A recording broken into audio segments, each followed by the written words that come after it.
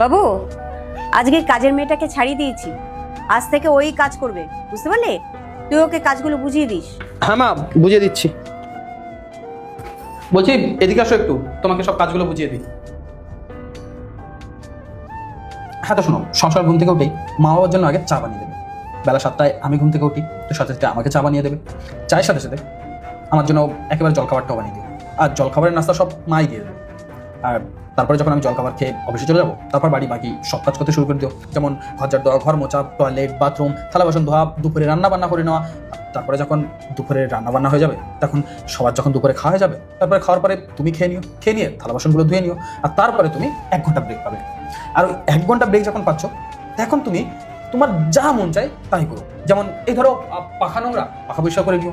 আর টিভিটা নোংরা, টিভিটা পরিষ্কার করে নিও। আর পর্দা, সব কিছু যেটা মন চায় তোমার সেটা করে নিও। তারপর যখন 1 ঘন্টা ব্রেক শেষ হচ্ছে, তারপরে তুমি ওই রাতের খাবারের জন্য লেগে যেও। রাতের খাবার বানিয়ে রেখে আর সন্ধ্যার দিকে মা বাবার জন্য একটু চা বানিয়ে দিও। আর তারপরে আমি অফিস থেকে 8টার সময় বাড়িতে ফিরি, তো আমার বাড়িতে ফেরার সাথে সাথেই আমার জন্য 1 কাপ কফি করে দিও, আমি খুশি হয়ে যাবো। আর তারপরেই রাত্রে যখন সবার খাওয়া হয়ে যাবে, তারপরে তুমিও খেয়ে নিও।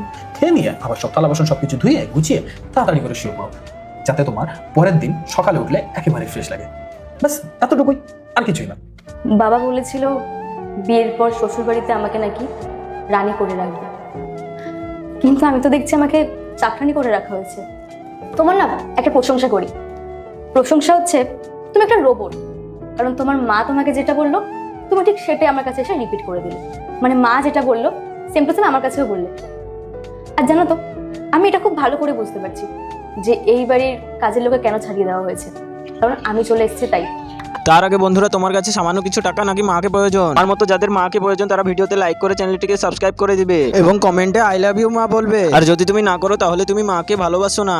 আর প্রতিটা শাশুড়ি না এটাই চায়, যতক্ষণ না তাদের বৌমাকে কাজ করতে করতে ক্লান্ত হতে দেখবে ততক্ষণ তারা শান্তি পাবে না।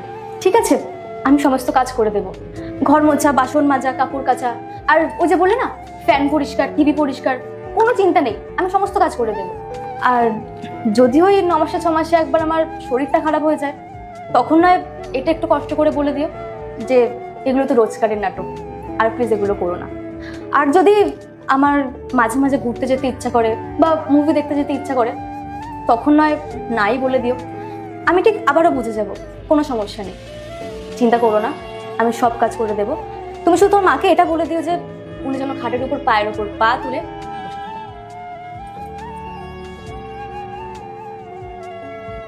আর ঠিক এভাবেই কাজ করতে করতে, মানুষের খেয়াল রাখতে রাখতে